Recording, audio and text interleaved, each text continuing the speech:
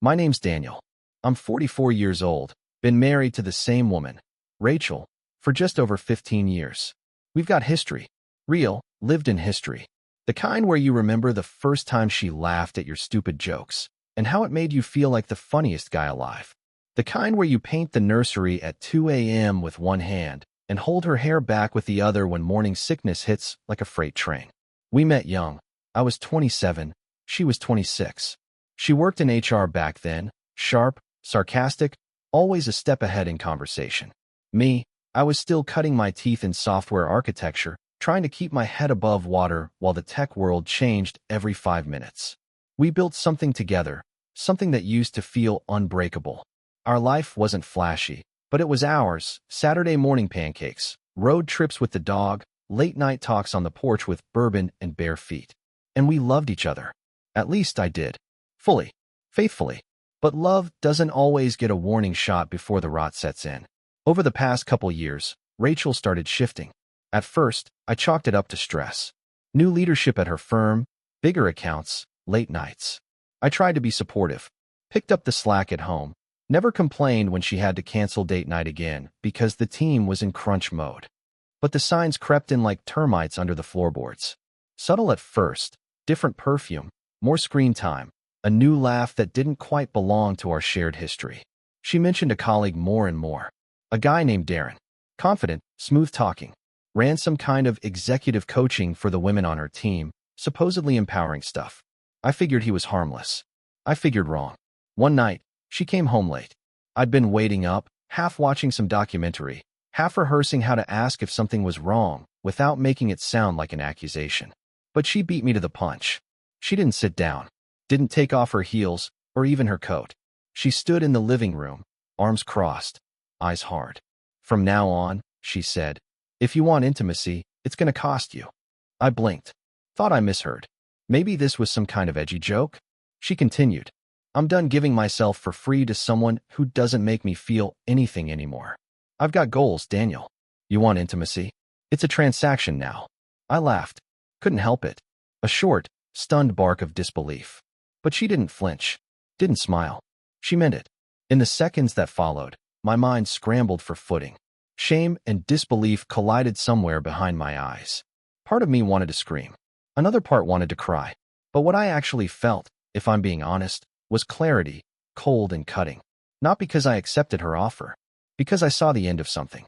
And the beginning of something else entirely. I gave a slow nod. All right, I said, calm as I could manage. If those are the new terms, I'll play by your rules.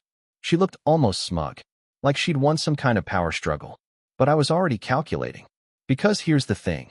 I might be the quiet one, the dependable one, the guy who makes coffee every morning and fixes the leaky sink without being asked, but I'm not the guy you try to humiliate and expect zero consequences. She thought she'd turn the page on me. She didn't realize I was already writing a new chapter. And this time, the story wouldn't be about devotion. It'd be about documentation, receipts, scheduling, reviews. If she wanted to turn our marriage into a transaction, she was about to learn what happens when the customer really isn't satisfied. I didn't sleep that night. Rachel went upstairs, smug as a cat full of stolen cream. I sat in the dark kitchen with a glass of water, listening to the old refrigerator hum like it knew something I didn't. Her words played on repeat in my head. It's a transaction now. The betrayal wasn't just physical, it was personal. It wasn't that she cheated. Not yet, anyway, though my gut had its suspicions. It was that she sat across from me, looked me dead in the eye, and decided I was beneath her now. Unworthy. Not of love, not even of anger, just irrelevant. So I started digging. Quietly. I wasn't going to be the guy who screamed into the night, who threw plates or begged for answers. I didn't want her drama. I wanted the why, the logic behind the madness. Because no one wakes up one day and decides, hey, I think I'll charge my husband for intimacy now. That kind of poison has a source. And I found it. His name was Darren Kessler. The same Darren she kept mentioning casually at dinner a few months ago. I used to think he was just some annoying coworker with an oversized ego and too many bracelets. But turns out he was more than that. He billed himself as a masculine-feminine polarity coach, whatever the hell that means. Ran a YouTube channel, had a slick little podcast where he used phrases like intimate independence, feminine monetization, and retire your inner housewife. He wasn't subtle about it either. One of his top episodes was literally titled, "Turn Your Man into a Customer." And there she was, leaving likes and fire emojis under every post. She even left a comment once, "Needed this today. I should have seen it sooner." The signs were all there in hindsight, the way she started saying things like, "I need to be in my queen energy," when I asked why she didn't want to watch our old favorite show anymore. The new friends from networking events who all wore the same glassy-eyed look and spoke like motivational posters dipped in tequila. The sudden shift in our intimacy from shared connection to performance with price tags. It wasn't just Darren. It was the whole cult of hustle-based empowerment where love is weakness and leverage is everything. Disgust doesn't even begin to cover it. But I didn't react. Not yet. Instead, I played along. I told her I respected her boundaries. I said I admired her new direction. I asked, casually, if there was a loyalty program or group discount. She rolled her eyes and laughed, but she thought I was serious. So I started keeping track. Every time we connected, I logged it. Date, time, duration, her mood, my satisfaction rating out of 10. Notes on the service quality. Suggestions for improvement. I made receipts. Actual receipts. Labeled folders. PDF exports. A spreadsheet with conditional formatting. I added a waitlist feature. Said I was too busy for Thursday night. Could she pencil me in for Sunday, off-peak pricing? She thought I was being cute. But I was building a case. Not for court. For clarity. I even asked for promotions. Any Valentine's specials? Memorial Day flash sales? Maybe a punch card. She played it off, thinking she'd broken me, tamed me. But all she'd done was give me the rulebook. And I was following it to the letter, while rewriting the ending in my head. Because when someone turns marriage into a business, they shouldn't be surprised when the other partner goes looking for better service. I wasn't angry anymore. I was focused. There's a certain peace that comes with detachment. When you stop bleeding, you start building. And me? I build things for a living. Systems. Structures. Processes that don't collapse under pressure. So I did the only thing I knew how to do when a structure started to rot. I assessed, documented, and prepared for demolition. By week 2, I had a working spreadsheet. The columns were straightforward. Date, start time, end time, service rendered, performance rating, 1 to 10, cleanliness, attitude, add-ons, and, of course, total due. I even color-coded it. Yellow for average sessions. Green for enthusiastic. Red for, let's just say, minimum effort. I printed an invoice after each encounter, folded neatly, and slipped it under her phone. My tone shifted too. I wasn't cruel. I was cordial. Like a man at a car rental desk. Appreciate your time this evening. I've noted the deduction for emotional detachment. Also, the sighing, not great for ambience. Please consider that on the next visit. She looked up, eyebrows raised. Are you being serious right now? As serious as this arrangement, sweetheart. At first, she thought I was trying to be clever. Some kind of petty revenge act. But I never broke character. Ever. I began requesting appointment confirmations via text. Confirming 9:30 p.m. Thursday. Room temperature 72 degrees. Scented candle optional. Please hydrate in advance. She stared at me like I was nuts. You want me to hydrate? I shrugged. Just optimizing the experience. You said this was a transaction. I'm just being a good client. And it got weirder. I created an app, basic interface, nothing fancy, where she could accept or decline bookings and even offer tiered services with suggested pricing. All mock-up, of course, but I logged each submission like it was gospel. She once tried to brush past it, saying, "Let's just be spontaneous tonight." No can do, I said, pulling out my phone. You didn't confirm the slot. That time was booked by someone else. Who? She asked, half joking, half concerned. You'll find out, I said, sipping tea like a man who didn't care either way. What really got her, though, was the feedback form. Simple questions. Was the experience satisfying? Did the service provider appear engaged? Would you recommend this to a friend? There was even a space for compliments or complaints, which I left blank pointedly. She lasted about 3 weeks before cracking, just a little. This is demeaning. I looked at her over the top of my laptop. Isn't that what Darren preaches? That your body is a luxury product? I'm just respecting the market value. Her mouth opened like she was ready to fire back, but nothing came out. Just a twitch of her jaw and a blink too slow. She didn't want to admit it, but this wasn't what she expected. She wanted power. What she got was paperwork. And me? I didn't raise my voice. I didn't guilt trip. I just became colder, more professional, less present. I even started asking for promotions. Hey, I noticed your rates are the same whether it's a holiday or a rainy Tuesday. Have you considered incentive-based pricing? She rolled her eyes, but never backed down. Too much pride. Too deep into the game she started. But here's what she didn't know. Every sterile moment, every robotic interaction, every checkbox and invoice, it was all part of the setup. I wasn't just documenting her decline. I was getting ready to replace her. And the competition already had a better resume. By month 2, the rhythm had settled in. A strange, sterile routine. She'd strut through the house like she still ran the place, drop a suggestive line or touch my shoulder in passing, expecting me to light up like I used to. But I didn't flinch. I logged the interaction under unsolicited pitch and moved on. Then, I made a formal change to the policy. From now on, I said, without looking up from my laptop, you'll need to schedule in advance. I'm streamlining my calendar. She blinked. Streamlining. That's right. Too many last-minute requests. This isn't fast food. It's high-end dining now, reservations only. She scoffed. You're ridiculous. And yet, you're still playing. I replied, finally meeting her eyes. So if you want the table, call ahead. I set boundaries she never saw coming. Weekdays only. No weekends. Those were now premium and required 2-week notice. Morning appointments? Gone. Fridays? Blacked out. I even made a rule about peak hour surcharges. It was absurd, and that was the point. She tried to catch me off guard once. Poured a glass of wine, slipped into something from the good old days, and leaned in during a Tuesday rerun of Frasier. Maybe I don't need a reservation tonight, she whispered. I clicked pause. Sipped my drink. You missed the window. Last-minute bookings carry a cancellation fee now. She stepped back, blinking. You're rejecting me? Not rejecting, I said calmly. Just following your business model. That's when the doubt crept in. The thing about control, once you've tasted it, you think you own it. She thought she could dangle herself like a carrot, and I'd chase. But I wasn't chasing anymore. I was tallying. I stopped complimenting her. Stopped making small talk. Stopped reacting. I was polite, functional, detached, the way a man is with a server who keeps forgetting his order. And that scared her more than shouting ever could. So she tried a new tactic, emotion. You don't even look at me anymore, she said one night, standing in the doorway of my office in one of those silky robes I used to fall apart for. I looked at her, flat, analytical. Do you want to schedule something, or are we just venting? She folded her arms. I remember when you used to want me. And I remember when you didn't put a price tag on affection, I said. Life comes at you fast. There it was. A flicker behind her eyes. Hurt. Maybe.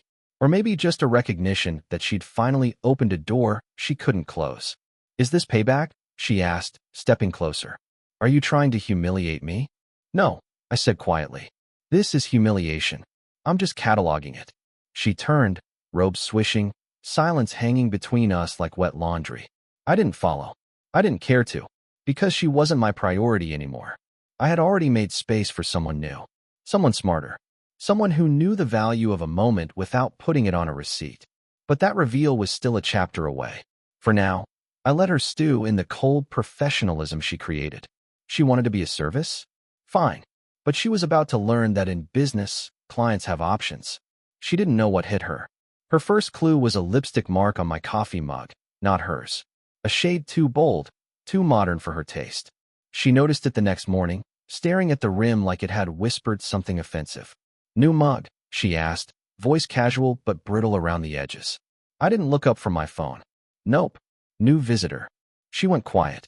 Enter Ava, tall, elegant, sharp as a scalpel in a cashmere coat. She arrived on a Thursday, late afternoon, just when I knew Rachel would be home early from yoga. Ava rang the doorbell and let me open it like a gentleman. She smelled like sandalwood and intention, wore her hair in a twist, walked like she had nowhere to be, but only because the world moved to her tempo. Rachel was in the kitchen, heard every word. Well, hello, handsome, Ava said, brushing a kiss across my cheek. Is this the castle I've heard so much about?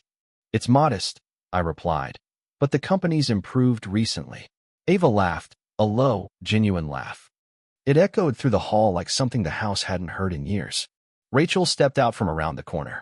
Hi, I'm his wife. Yes, of course, Ava said with a warm smile, extending her hand like she was greeting a concierge, not a rival. Daniel speaks of you often. Rachel looked her up and down, eyes catching the silk scarf, the expensive boots, the unshakable grace. He does he? She said. Oh, yes, Ava said brightly. Mostly how much patience he's had over the years. You know, loyalty, stability, all that undervalued stuff. I almost smiled. We had rehearsed just enough. Rachel tried to recover. And you are? Ava. I guess you'd call me his mistress. She said it like she was offering a mint. Silence. Rachel blinked, mouth open for a beat too long. I stepped between them like a mediator at a business luncheon. Just visiting, I said. She's helping me with something important. Emotional alignment, creative support, things I wasn't getting in-house. That one landed. Rachel didn't say anything for the rest of the evening, just loitered nearby, hovering in doorways like a ghost in her own story. Ava, for her part, was perfect. She complimented the furniture, especially the table Rachel always hated. She asked questions about my work and actually listened. She laughed at my dry jokes like they were golden. She put her hand lightly on my arm during a story, and Rachel nearly dropped her wine glass. Later that night, as I walked Ava out, she gave me a wink only Rachel could see. Thanks for dinner, she said. It's refreshing to spend time with someone who knows how to appreciate a woman. Rachel didn't speak until the door clicked shut. Then, finally, who is she really? I turned to her slowly. Someone who treats me like more than an afterthought with a wallet. She tried to play it off, folded her arms, leaned against the fridge. So now we're, what? Trading humiliations? No, I said. Just balancing the books. You opened the market. I'm exploring my options. Truth was, Ava was a hired actress. A friend of a friend. I paid her a decent rate, gave her a script, and let her improvise the rest. She thought it was performance art, some modern play about ego, power, and polite vengeance. But for Rachel, it was a mirror. And she didn't like what she saw. The proud, transactional queen was cracking. Because for the first time since her little favor for payment speech, she was no longer the only one being wanted. Funny how the scales shift when you stop begging. After Ava's visit, the house changed. Not physically, same furniture, same creaky step near the laundry room, but the air? That got heavy with something Rachel hadn't felt in years, uncertainty. And I fed it, slowly. Started leaving my phone face up on the counter, screen lit with new text from Ava. Last night was lovely. Your laugh is addictive. You make me feel seen. I didn't hide the notifications. Didn't lock the screen. I just let them sit there quiet grenades with the pins already pulled. Rachel noticed. Of course she did. The next week, she put on lipstick at 9 a.m. on a Sunday. Lipstick. On a day, she usually wore mismatched socks and zero patience.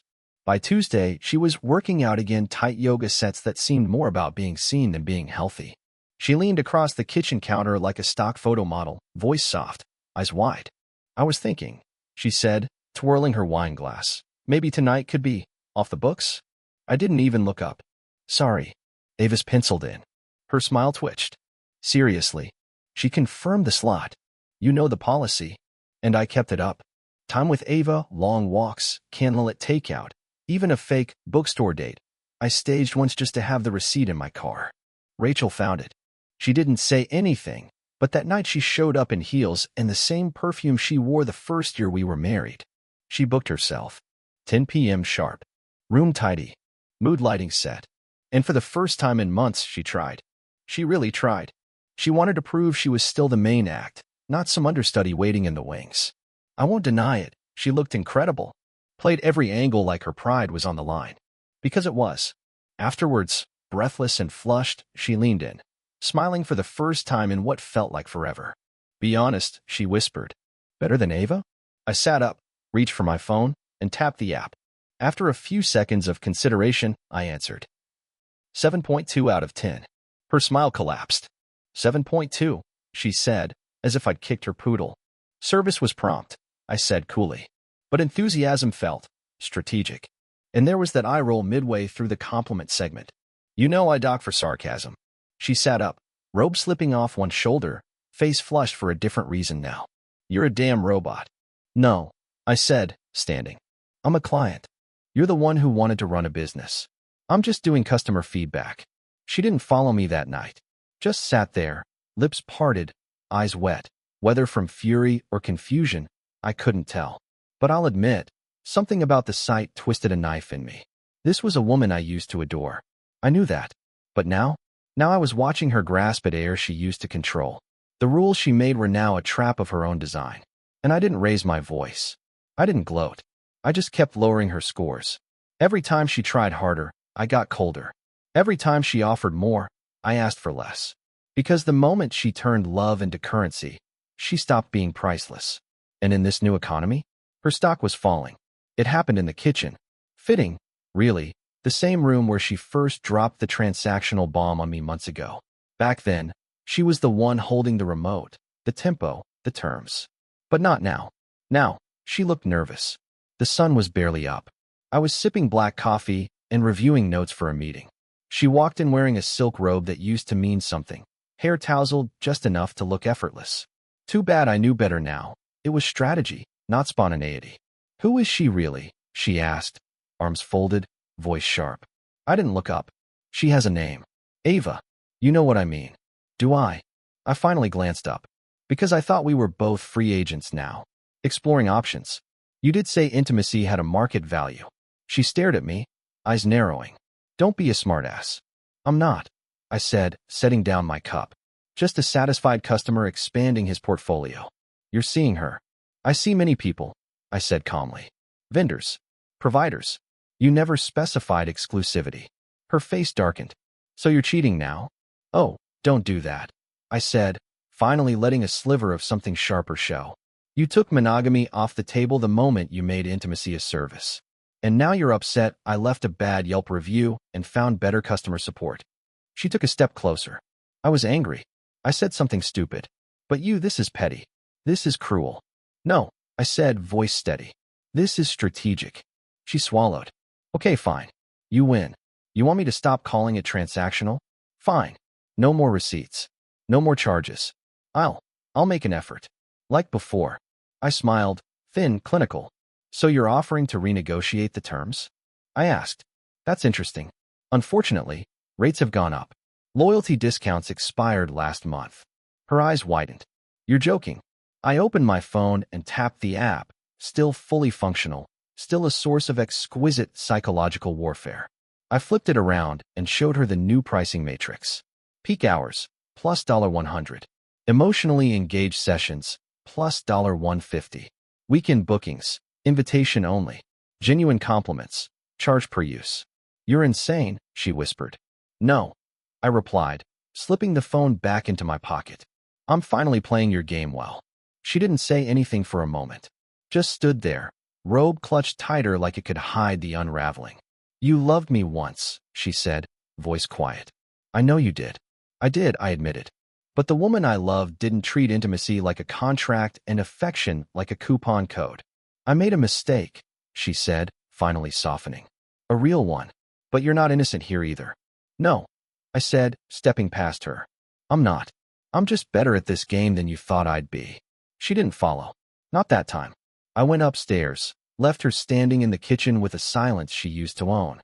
She didn't know it yet, but the part of me that once hurt for her, that crumbled under her indifference, it was gone, buried under spreadsheets and itemized betrayal.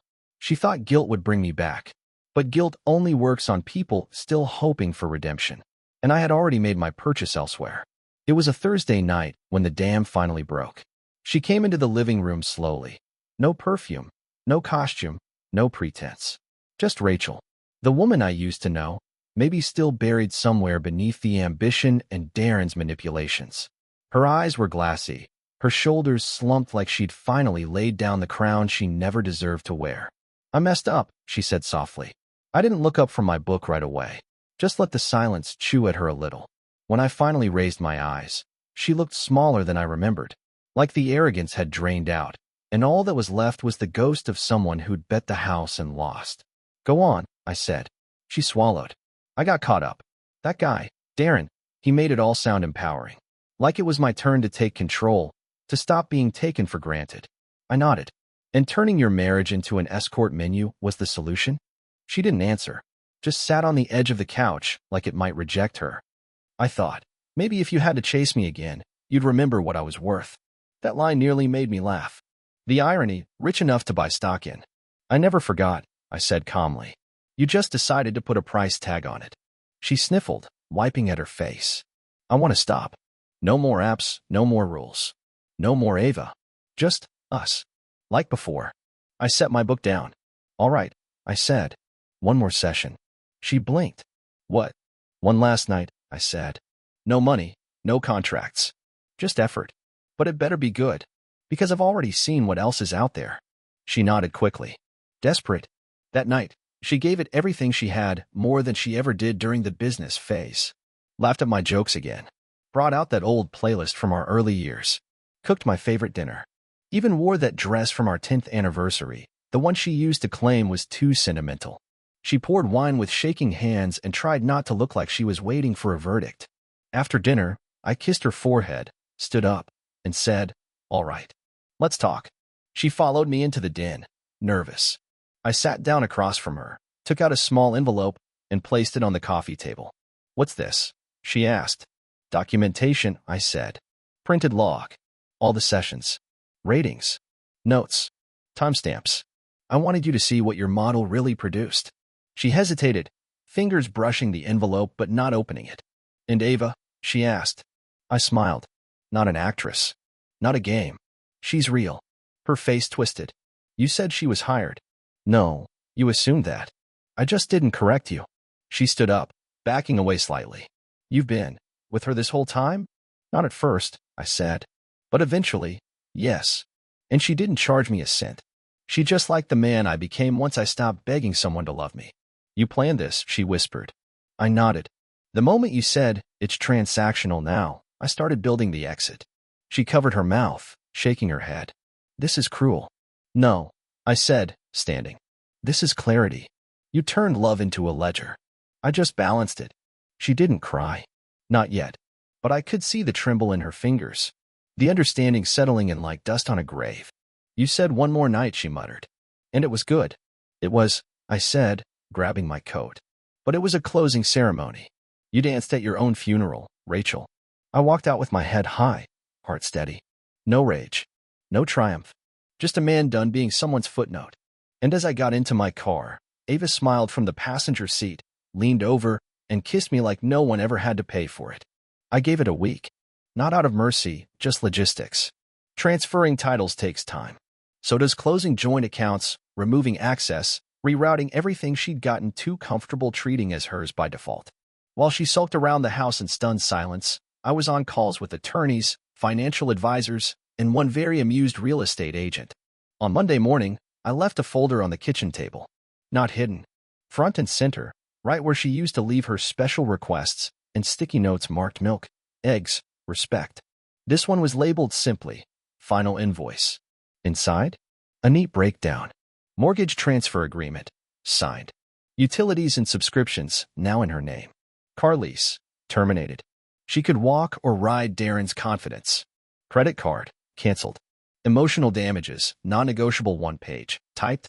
Item, erosion of trust, 5,475 days.